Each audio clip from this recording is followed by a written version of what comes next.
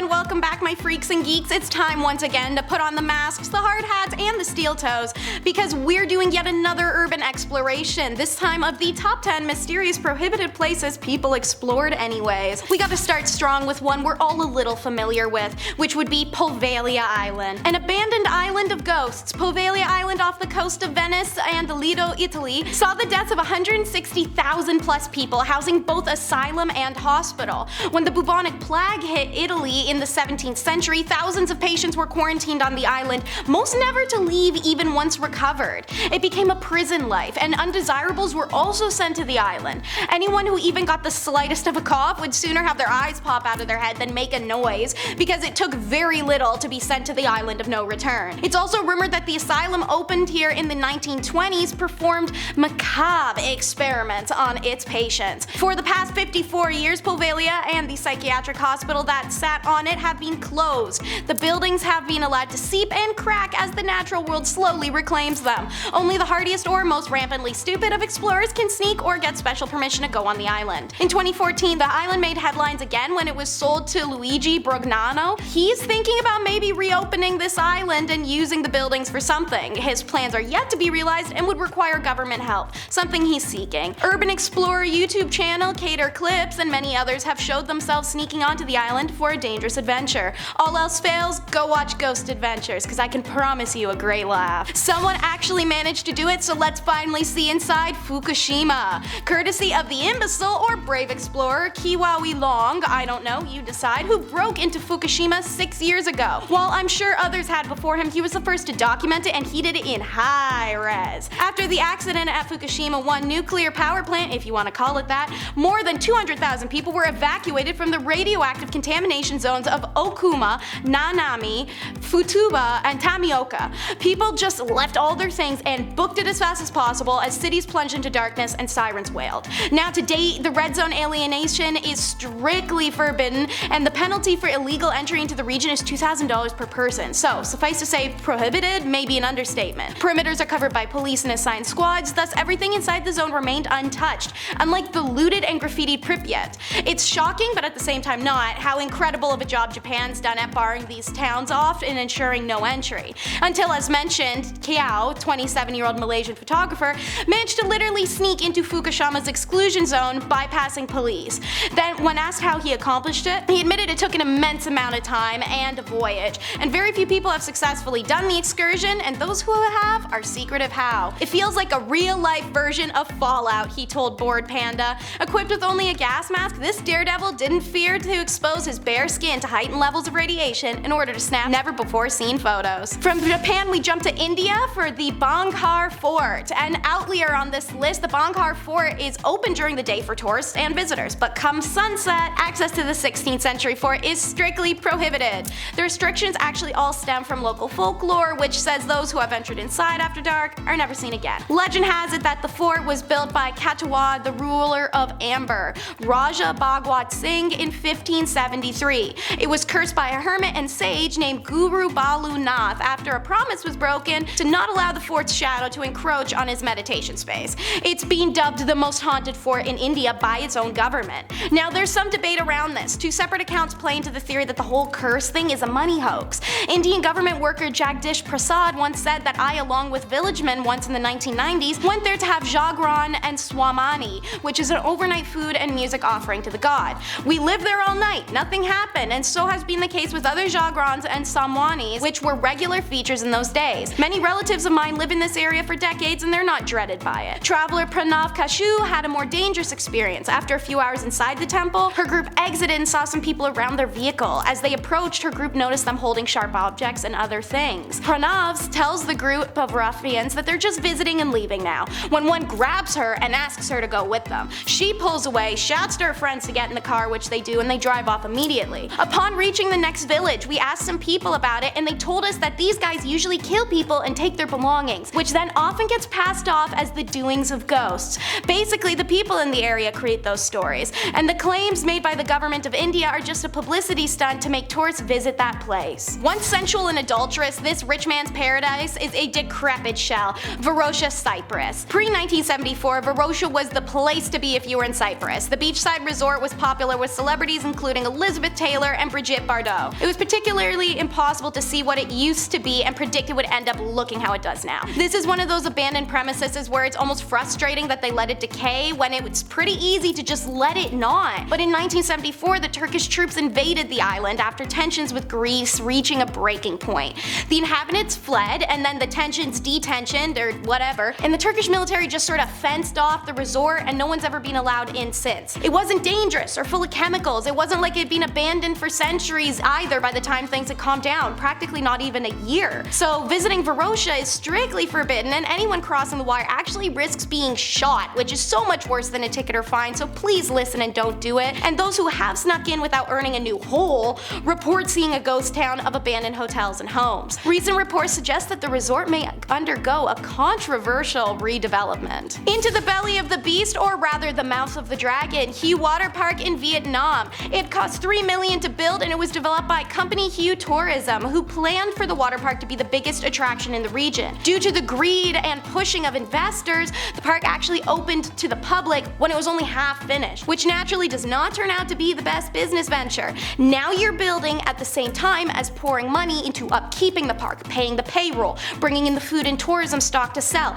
It's all just too much to fund on top of also promoting it. Throw in the injuries due to it being literally unfinished, well, funding soon ran out and Ho Thuy Tien was left abandoned in 2006. Entry became illegal due to the decomposition of the park not long after. Guess unfinished falls apart quicker. Some locals believe that this water park is cursed, and that's why the project failed. Once inside the park, you can easily follow a crack path that loops around the lake. It'll take you to an abandoned amphitheater where tourists would have sat to watch aquatic shows, to the Dragon Aquarium, to a section within the forest where rusting water slides and an algae-covered lazy river lay, to a series of crumbling villas where tourists would have stayed, to the magnificent metal dragon that rises up the center of the lake. You can walk out in its open jaws and stand on the viewing platform to overlook the crumbling park. Now the embarrassment of Korea. It started 2 Kims ago, under the reign of current leader Kim Jong-un's grandfather Kim Il-sung, and it is a prominent reminder of the regime's disastrous economic crash and famine with the fall of the Soviet Union in 1992, when construction on the building was ceased at that time. At 330 meters tall, soaring above Pyongyang skyline,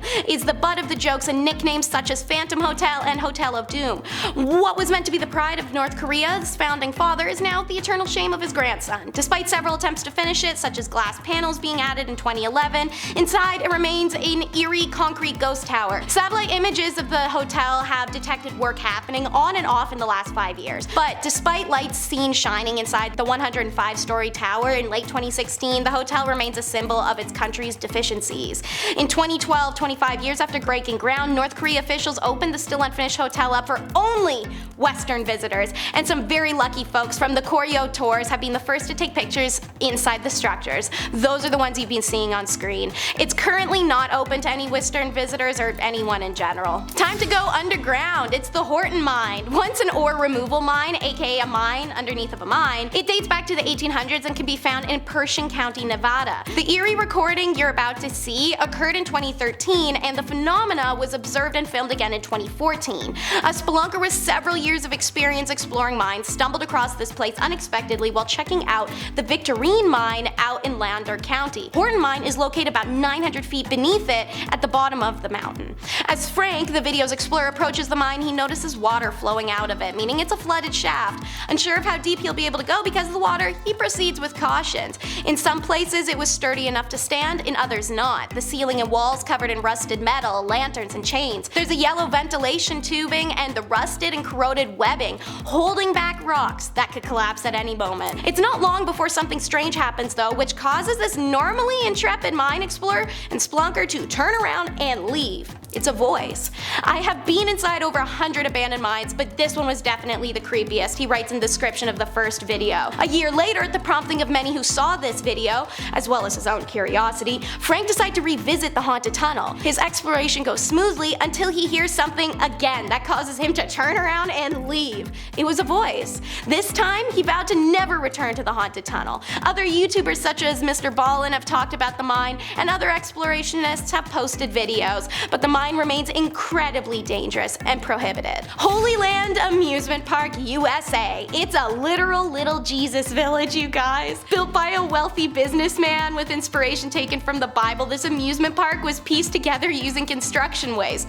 Good intention, reuse, reduce, recycle. The roadside theme park in Waterbury, Connecticut had more than 50,000 visitors every year during the 1960s. It was opened decade prior by John Baptist Greco, a Catholic attorney with a name to match. Attractions included the Garden of Eden, life-size scenes from the Bible, and statues of Jesus. You could even find a little inn with a no vacancy sign right by the Nativity Square. Post the owner's death in 1984, the park was handed over to the government, which in turn handed it over to a nunnery. A literal nunnery owned this theme park. They made the decision to keep it closed and just clean it and upkeep the property for whatever reason, but teens and vagrants alike broke in for party, vandalism, and some good old nookie. But see, this is where it goes from being kooky and genuinely funny to painfully dark very quickly. So, in 2010, when the nuns are planning to sell the land, Chloe Ottman's body is found at the base of a 50-foot illuminated cross, having been used and killed by a fellow classmate. She'd fought incredibly hard for her life, and her killer earned a well-deserved 55-year jail sentence without possibility of parole for a truly disturbing police statement that I have no interest in repeating. As of now, more than half of the park is lost to wilderness and the rest torn down. To honor Chloe and what happened to her, I would advise just don't explore here. Hot, sunny, sultry, we're headed to the Caribbean. It's Plymouth, Montserrat. All residents of Plymouth, the largest settlement on the Caribbean island of Montserrat, were evacuated on the 25th of June 1997. I guess that wouldn't make it the largest settlement anymore, but anyways, the reason for this was 2 years earlier, a series of volcanic eruptions barely 3 miles away had caused significant damage. Most of the islanders had never expected volcanic activity, and they certainly weren't expecting a new mountain to just pop out of the ground like a pimple on your period. This mountain stands over 3,000 feet, and in 1997 it blew, killing 19 people and decimating the capital city. Montserrat's volcano isn't one of those ones that just exudes hot lava and gases, rather pyroclastic flows and surges, the kind that are now known to have destroyed Pompeii in Roman times. The volcano can eject rocks and gas into the air and down into the surrounding former capital at speeds over 200 miles an hour. Although locals speak highly of the scientists who monitor the activity of the Montserrat Volcano Observatory, you never know when the mountain will blow again. So, many have not been allowed to return because of this. Many islanders have chosen not to. Those who have waited years to do so and are now digging their homes out from the undergrowth and the ash within the areas that were previously off limits. There's an exclusion zone around Plymouth which remains covered in ash and is rather like a modern Pompeii. They don't allow visitors in, but you can helicopter ride over the devastated area, and on rare occasions permission has been granted for foot trips. And now for the ride of your life, it's River Country Disney World. In the 70s and 80s, Disney was focused on making Walt Disney World the vacation kingdom of America. And the Magic Kingdom was a huge draw, but Disney also advertised their other offerings equally as much. The park opened in 76 with 2 pool areas, the Upstream Plunge and the Bay Cove. Upstream Plunge was a clean water pool with the Slippery Slide Falls water slides. Bay Cove was a half-acre sand-bottom lake featuring a tire swing, boom swings, rope climb, T-bar drop, and the infamous whoop and holler hollow water slides. The Cove used filtered water from the actual Bay Lake next door, like real fresh water. As time progressed and Epcot, MGM Studios, and other attractions opened, River Country started to lose popularity to its competing sections. In November of 2001, as it did every year, the park closed to reopen in the spring with warmer weather. This time, it never reopened, and Disney said the park would reopen if there was enough guest demand. Well, crickets. So in 2005, they finally announced the park would just never reopen, and they left it to deteriorate, which wasn't actually the original plan. But it wasn't about popularity. Rumors said a dangerous amoeba was in the Bay Lake water, and the filtration process was not sufficient for swimming at Disney. This is confirmed when a young boy after contracting a rare brain infection after an amoeba passed through the park's filtration for the fresh water and ended up in the kid's nose. 2 more deaths occurred, both drowning, one of which was in plain sight of lifeguards, but because the water's filtered from Bay Lake, it's not transparent and they just didn't notice. It was also heard in court that dozens of visitors to the park had to be rescued from the base of water slides daily. They were too deep and too dark. Although Disney closed the area with a fence, it was incredibly easy for urban explorationists to bypass the fence, by climbing over it, moving it, or going through the open gates near the cast member parking. This area was completely off limits, but not patrolled frequently by cast members. Urban explorers would just walk along the road backstage and enter through the former backstage gate to the park. At times it was left completely open, not even unlocked, open, by cast members. Disney has started construction on the new Disney Vacation Club Resort, a Disney lakeside resort. The former location of the abandoned Disney water park is an active construction zone that went absolutely nowhere thanks to COVID. And then all plans of the lakeside resort have been wiped from Disney's website, so no one really knows if they're still doing it or not. So sneak in while you still can, I guess. Alright, we've hit the end of another video. Thank you so much for sticking around to watch. Like and subscribe to see more of our content, and comment down below which one of these nightmarish locations you'd love to tour in person if you dared.